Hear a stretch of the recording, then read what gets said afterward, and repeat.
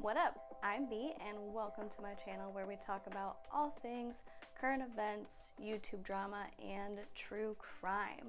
This is another episode of what I like to call Crafty Crimes, where we hang out, we talk about something in the true crime world, either a cult or a serial killer or just whatever we feel like, and we also work on a craft. We are still working on this blanket. It's over halfway done. We're almost there. But before we get into today's crafty crime subject, I just want to make it known, kind of give a general disclaimer. This is a heavy story with some highly disturbing details woven into it. So obviously you clicked on it, you know it's going to be about true crime, but if you find that you're a little bit more sensitive to topics such as torture, rape, drug abuse, feel free to click off. I have plenty of other kind of lighter videos that you can watch. I'll put some in the description below. Those might be better suited. I will not be offended if you leave. But all that being said, let's get into it. Today we are going to be talking about the Toybox killer, aka David Parker Ray. And a lot of people I've actually heard when they first heard the name, like the Toybox killer, because he's a pretty well-known serial killer, but also not well-known. A lot of people think that he like kills kids or it is a child killer, stuff like that, and he's not. So, I mean, he's got that going for him, but let's go ahead and get into it. On November 6th, 1939, David Parker Ray was born in Belém, New Mexico. And he was born to a mom and a dad. He had a little sister, but when he was around 10, his dad just left the family. And there's not really much known about his mom, but from what it sounds like, she left too. So David went to stay with his grandfather,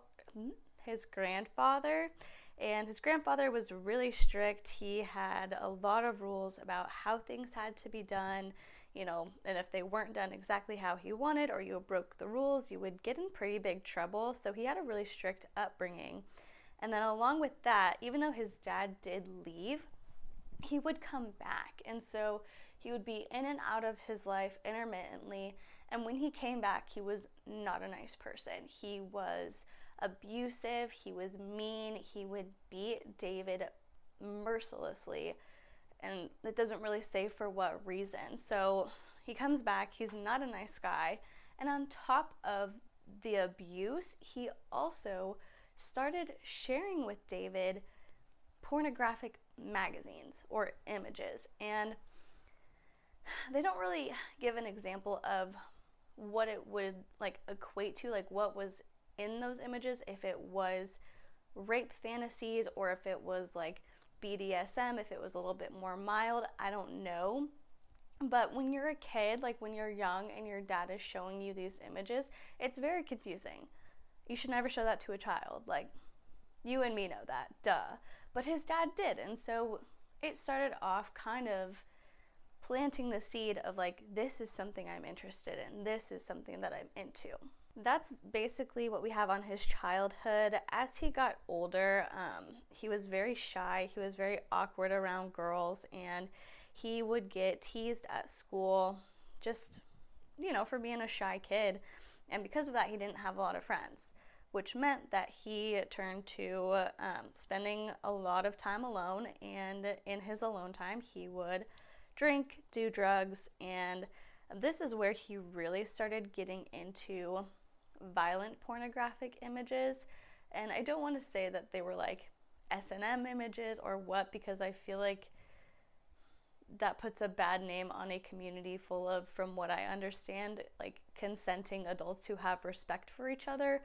But we know that he was very into the idea of violent sex. He had violent sexual fantasies. And in high school, this is where we see our first supposed murder. So we don't have a lot of details on this, but what we do supposedly know was shared by David's her first ex-wife. And so this is what she said David told her. throughout this whole story, we're going to see a lot of conjecture, a lot of assumptions.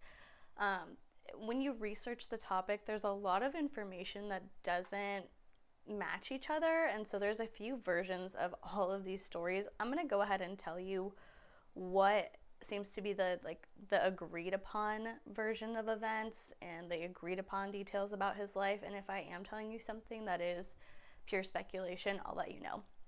But so David's first ex-wife told authorities that David told her that when he was in high school, he took a woman out into some sort of wilderness and tied her up to a tree.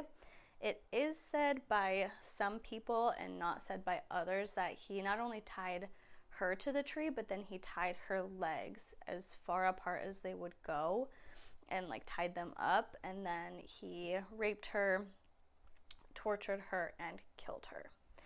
And Peggy said that she knew that David was into violent sex, but she didn't know the extent of it. But for me, I mean, I guess it's different when you think about how long ago this happened. There were a lot of stigmas around divorce and around what was acceptable and not acceptable. But for me, if you tell me you did that, I'm like, 911, hello. But so that's what she told the authorities, and that's all we know about it. After high school, David graduated and he became an auto mechanic, and it seems like he was pretty good at that. He also joined the Army, and after an undetermined amount of years, he was honorably discharged. So there are no real details, no stories to know from that time period in his life because, from the outside, just seems like a normal guy. No one in his life is perceiving him to be somebody who's doing something horrible. Additionally, throughout the course of his life, he was married to 4 different women, and he had 2 kids. One of his kids was named Glenda after her mom, and she preferred to go by Jessie. The other daughter, we don't know anything about her. We don't know her name, and I think there's probably a good reason for that, so she's not really involved in the story.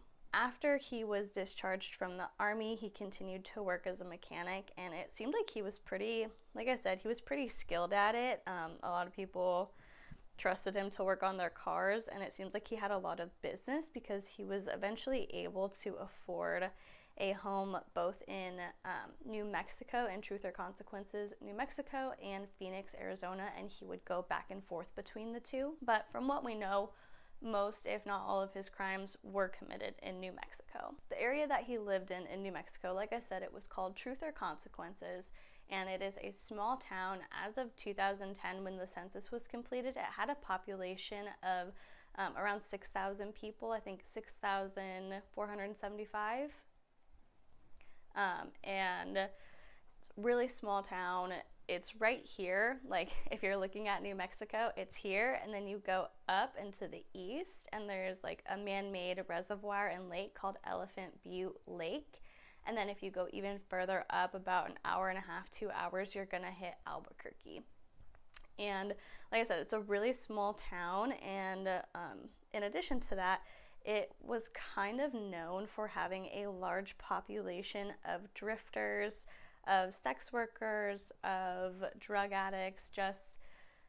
It wasn't a very affluent area. So Ray lives, David Parker Ray, call him David or Ray. I'm probably going to switch back between the two, but he lives in this small town. He's not really causing a stir with anything. He just seems to be an average guy, and it is believed that he killed about 60 women throughout the course of his life, but they have never found any bones. They have never been able to find a corpse, a body, evidence of these murders. They just haven't. And so remember how I said there was that lake up there? After his arrest, they dragged the lake. Nothing. All we really know about the murders is what we have from what little David and his accomplices told the investigators, and the experiences of the 3 women who survived him and were able to talk about what happened. We also have some journals that David wrote in, kept notes in. described crimes in, but it's unclear if those are actual like records of his crimes or if it's just fantasies that he was writing out from his own head. So like I said, we don't have a ton of details about the murders, but that's why there's so much speculation, you know? And considering the accounts of his 3 living survivors, it's safe to say that he probably hurt a lot of people. So, up to this point, we've kind of just gone over his background and talked very generally about his crimes, mostly because, like I said, we don't have the details, but we do have the accounts of those 3 surviving women, so we're going to go ahead and talk about what they went through and kind of the main point of the story, the main thing that we do have the details on, and what eventually happened that finally brought these horrible crimes to an end after a supposed 50 years of hurting and torturing innocent women. So, at some point, David got a trailer. It was an RV trailer, and he equipped it to be basically a roving torture chamber, aka his Toybox, because he enjoyed what he did in there so much. And it is said that the cost of the RV and everything that was in it was at least $100,000. So it was not cheap, and it was filled with just so many things. A lot of them were both bought and homemade, but they all had one purpose, which was to torture the women that David abducted and kept in his toy box. So, what types of things were in there? There were whips, chains, items that were used to electrocute people. There was a fur-lined coffin, handcuffs, medical instruments. There were like metal devices meant to spread women's legs as far open as possible. He had a gynecological chair that he strapped his victims into, and that's basically where he kept them, like to keep them in there. They weren't able to like walk around, or they didn't even have a little area that they could be free, and they were strapped down the whole time that they were in there, unless he was taking them off of the chair to go do something else. Additionally, there was a huge assortment of dildos that were like, they weren't your average toy, you know, they were there specifically to cause pain. They were all huge, they had spikes on them, their only purpose was to hurt people. And one of the final things that they found in his trailer, if you're not like sick and sad already, prepare yourself, because one of the final things they found was a custom-made steel cage that he would put his victims in that kept them in a position that allowed them to be raped by David's dogs. While that was happening, like, him and his friends and his accomplices, they would just watch and laugh and make fun of the girl, all while she was being violated. Ray also had various audio tapes that he would play for his victims. So if you look at the big picture of how he committed his crimes against each victim, it was that he would abduct them and then drug them with drugs that would give them sort of like, they would give them memory loss, keep them in like a fugue state where they were kind of aware what was going on, but they couldn't remember anything, they weren't clear-headed, nothing. And so he would put them in the toy box, keep them strapped to the chair, keep them chained up, and then keep them for, they would wake up that first day. He would keep them for 3 days typically. So they wake up on that first day, they don't know what's going on, and the first thing they hear is this audio tape. And the audio tapes are very, very sad, very creepy. It would be so horrifying to wake up and not know where you were, and then hear his voice saying some of these things. And I'm not going to play anything or read too much about it, but here is a bit of a more mild piece of one of the audio tapes that will show you just how evil his intentions were and how many women he likely hurt. So, part of one of the audio tapes says, my female companion and I are very selective. We'll snatch anything clean, young, and well built. We're basically like predators. We are always looking. I don't want to kill unless it's absolutely necessary. If I killed every victim I kidnapped, there'd be bodies all over the country. So as you can see, he was a sick man, and he even talks about, if I killed every woman, we only kill if we have to, and if I killed every woman I kidnapped, there'd be bodies all over the country. There were also parts of the tapes where he explained that they were being taken as sexual slaves and he was their new master. They were to be, be a good hostage, be quiet, don't struggle, only speak when you're spoken to, all that stuff. So based on all that, it's clear that we're dealing with a very sick, evil, just mean individual. But let's go ahead and move on from talking so much about him to talking about the experiences of the women who survived him. The first woman is Angela or Angelica Montano, and I'm not sure which it is because it's been printed both ways, but I'll just call her Angela because that's what I've seen more often. And the crazy thing is she was actually friends with David Parker Ray and his late in life accomplice Cindy Hendy. So a lot of his earlier crimes were likely committed, solo by himself, but like I said, he does have a few accomplices, and Cindy is really the main one that we're going to talk about because she was there for these, specific abductions because they all happened within a few years of each other. So anyway, in 1996, Angela went over to David's house and she was going to borrow some cake mix. It said that she was going to be making a cake for her boyfriend and she didn't have any at her house. So stopped over, think you're going to go see your friend, get some cake mix, oh, I'm so excited, it's for my boyfriend. But no, David made it clear that she was not going to be allowed to leave.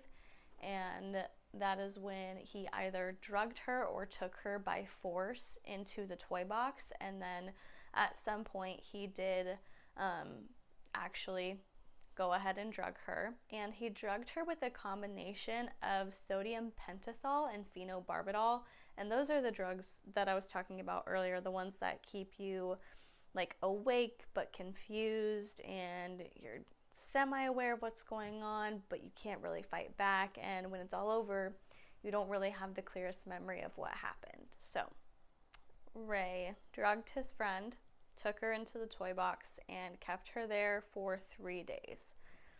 Throughout the course of those 3 days, he just brutalized her in the ways that we were talking about earlier. He used his toys on her, he played her the tapes, he did whatever he was going to do, whatever he wanted to do. And then he took her out into the middle of the desert and he left her there. After he abandoned her out in the wilderness, she was found by a police officer and she shared what happened to her with the police officer, but for some reason it was never followed up on. They didn't look into it, they didn't contact her back after reporting. Nothing happened. And I think this is part of the town that they're in because, like I said, it is full of just like drifters. There's probably a lot of petty crime going on. When he sees a woman who looks kind of beat up, doesn't really remember what happened, just says like, hey, something happened to me, the police officer is probably going to assume that this person was taking drugs, that they were like on a drug binge. And so I get that, but I just think it's crazy because with what we know he had in the toy box, there's no way she looked normal. Like, she had to have marks on her or something, but like I said, for whatever reason, it wasn't followed up on. And then later that same year, we have another survivor. Her name is Kelly Garrett. And on July 24th, 1996, she was out at a bar with her friends. She was a newlywed and she had gotten into a bit of a fight with her new husband. So she was just going out, trying to blow off some steam. She went out with her girlfriends and someone drugged her beer. Now, if you remember what we talked about a little bit earlier about how David has 2 daughters, one of them, Glenda, aka Jessie, was friends with Kelly. So she is the one who drugged her beer. She drugged her own friend's beer and then forcefully removed her from the bar and took her out to her father's property. Again, she was tied up, drugged, forced to stay in the trailer, and kept there for 3 days where she was tortured, raped, brutalized, just put through the worst kind of thing that you could ever imagine. And after those 3 days, apparently she was a good enough sex slave not to kill. So David took her away from his property, and I'm assuming because he knew that Jessie was friends with her, I'm assuming he kind of knew where her in-laws lived, because at the time her and her husband were living with their in-laws. They just got married, they're getting on their feet, and so he dropped her close to her in-laws' house, and she ended up just being able to walk there. But here's the thing, she got up to her in-laws' house and she gets inside, and as you can imagine, this is speculation on my part, but for me, I'm thinking she's probably like, oh my god, I'm safe, I'm finally home, my husband is here, my in-laws are here, I'm safe, I'm protected. And instead of them being concerned about her or asking what happened, where she was, are you okay, they just assumed that she had been out on a drug binge. They were furious with her. Her husband was so mad. The in-laws were mad. They said, you can't stay here. You left for 3 days. We don't want you in our home.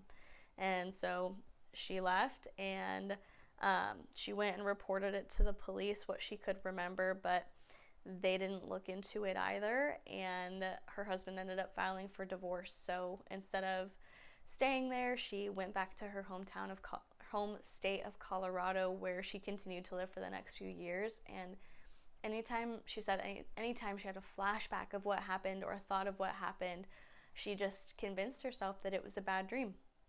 No one believed her, so she ended up not believing herself. And finally, we come to a turning point, because the last victim, the last survivor that we're going to be talking about, is a woman named Cynthia Vigil Jaramillo. And in March of 1999, she was out somewhere, she was doing her own thing, when David approached her, and he was pretending to be an undercover police officer. He approached her and told her that she was under arrest. They didn't really say what she was under arrest for, but at the time, Cynthia was addicted to heroin, so it's safe to assume that it was, if a police officer approaches her and says she's under arrest, she's probably like, okay, yeah, right, I'm used to it, let's go. So he handcuffed her and put her in the trailer. He drove the actual Toybox into town, into wherever she was, and put her in there. He then took her back to his property and kept her in the Toybox. He kept her in a dog collar and chains that, they restricted her movement. It was painful. She couldn't move. She was just chained up. And he proceeded to torture her for the next 3 days, very similarly to how we assume he tortured his other victims. She also says that she specifically remembers being whipped and getting zapped with a cattle prod, and also being subjected to electric shock. So she has a clear memory of those parts of the assault. So he's got her there, she's chained up, she's just probably thinking that she's gonna die. She said that she could tell he had done this before, and she was really scared.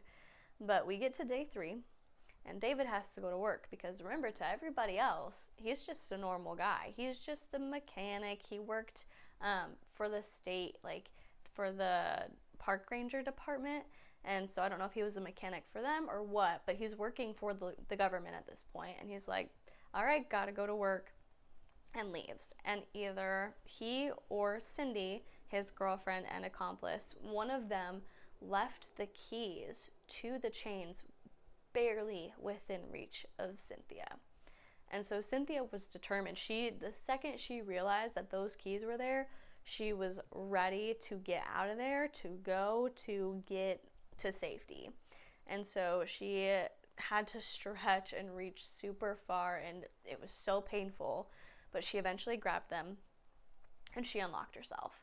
And at this point, she was trying to call 911, which is when, I don't know if Cindy was coming in to torture her while Ray was gone, if she kind of heard some commotion and was going to check it out, but Cindy interrupted her. And they ended the phone call before Cynthia could explain where she was or what was going on, and they got into a physical altercation.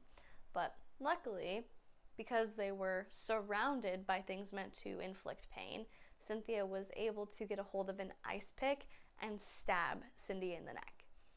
At this point, Cindy's on the ground.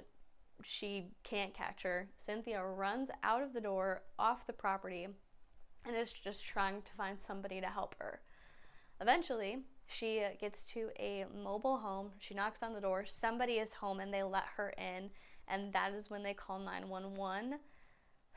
And finally, we have authorities. We have police officers going to the house of David Parker Ray. Once the authorities got there, they took a look around. They arrested Cindy. They eventually arrested Ray, and their story was, no, like, she's just going through it, she's addicted to heroin and we're trying to help her detox, so that's why she looks like that. But the authorities took the preliminary look of his home, of his property, of everything he had there, and they didn't buy it. They knew that her version of what had happened, her account of the events, that was true, and they were not trying to help her. Obviously. So, after her arrest, obviously, they're trying to get as much detail, the authorities are trying to get as much detail as they can, trying to figure out what happened, how long this has been going on for, getting everything that they're going to need to prosecute him and Cindy and put them in jail. And like I said, Cynthia knew that this was not his first time doing it. She knew that there were other victims out there. So she was going on different being interviewed by different news outlets, meeting with different people in the public eye, and her and the authorities were just encouraging people to come forward. She was like, I know this isn't his first time. If you've had an experience similar to this, please come forward. Please, we need you. We need you to help us so we can actually get this guy and get him good. And after they started speaking out about everything publicly, that is when Angela and Kelly somehow got hold of the news, figured out that, hey, that's what happened to me. Like, I was taken by the same man. They came forward, and their testimony was able to be used in trial. So, we've got 3 living survivors. They've all got similar stories. We've got what we assume to be, who we assume is a murderer, and who we know is a kidnapper, rapist, masochist, somebody who's torturing innocent women, and we've got his accomplice. What happened? Did they get sentenced? Let's talk about it. First sentencing, get it out of the way nice and quick. Ray's daughter, Jessie, aka Glenda, she was sentenced to 9 years in prison for the kidnapping, and she was allowed to serve 6 of those years out of prison and on parole. And then we've got Cindy, the accomplice, the one who was there for everything that happened to these women, who knew everything, who likely took part in everything. She was arrested and was like, hey, can I get a plea bargain? She was so quick to turn on Ray, told him everything she knew. She told the authorities about crimes that they weren't even being arrested for and accomplices that they hadn't known about prior. So, because of this, she was only sentenced to 36 years in jail, and she was actually released without parole in July of this year. So, I don't know how you can get such a lenient sentence. You spend less than 20 years in jail on a 36-year sentence, but she got out, and hopefully she's turned over a new leaf, because it's very scary to think about the type of person you would have to be in order to commit these crimes, and it's scary to think that even after being caught and being incarcerated, you wouldn't have learned. So I'm just gonna say, I hope Cindy learned, and I hope that she's changed, or she at least knows not to do it anymore, because she'll get caught. Anyway, next culprit. We have Dennis Roy Yancey. And we don't really know much about him, but he was one of the accomplices that Cindy spoke about. She shared his story, and apparently what happened with him was that he and David abducted he and David, Ray Parker, abducted Dennis, his ex-girlfriend, raped her, tortured her, and then supposedly David convinced Dennis to kill her. So he was found guilty of second-degree murder and convicted of conspiracy to commit first-degree murder. He was sentenced to 2 15-year sentences to be served consecutively, but he did get released. Back in 2010, he was released on parole, but he violated it almost immediately, and now he's back in jail. So he's been there since 2010, and he will actually be coming up in 2021. He's going to be evaluated again for parole and for release. So we'll see. We'll see how that goes. And finally, our friend, little David Parker Ray, the Toybox killer. He was tried for his crimes against our 3 known survivors. Like I said, they could not try him for murder because they didn't have any evidence on it, but he was sentenced to 224 years to be served consecutively, and that was on a plea bargain, so I'm assuming he was avoiding the death penalty, because at that point, 224 years, like, what are you gonna do? Just avoid dying? But like I said, he was tried for those crimes against Cynthia, Angela, and Kelly, and that was it. Was never sentenced for any other crimes, and he never will be, because on May 28th, 2002, he was being transported for an interrogation, and he had a heart attack and died. So the crappy thing about that is that we'll never have closure for the women that he likely killed, the women that have somewhat of a memory of what happened but don't know just everything, the women who are confused, who are hurt, who have trauma and don't know why. They're never going to get closure, and their families aren't going to get it either. But we can take comfort in the fact that he is gone, and he will never be able to hurt another woman again. And that's kind of what Cynthia's response was. She's like, you know, I'm out, I'm safe, and now I have my 3 wonderful boys. So obviously that's paraphrasing, but that's pretty much her sentiment, is that she's moving on, and, you know, we can all take comfort in the fact that he's out. But that was a long story. There was a lot to learn about David Parker Ray. I always feel like I'm going to say his name wrong, so I'm glad I don't have to say it anymore. But thanks so much for listening.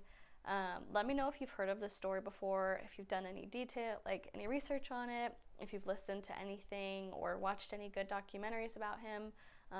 There's so much to learn, and I think it's really interesting. So let me know if you have any recommendations on, like I said, like documentaries or whatever about him, or if you have any information about any other serial killer or cult or true crime event that you'd like me to look into, and I would be happy to do that.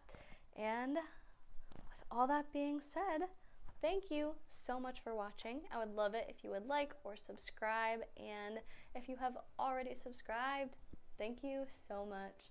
I am so appreciative of you, and I love being able to just hang out and talk about whatever. But I'm gonna go ahead and let you go. Thanks again so much for watching, and remember to go out there and be the voice of reason in a world full of crazy. Bye.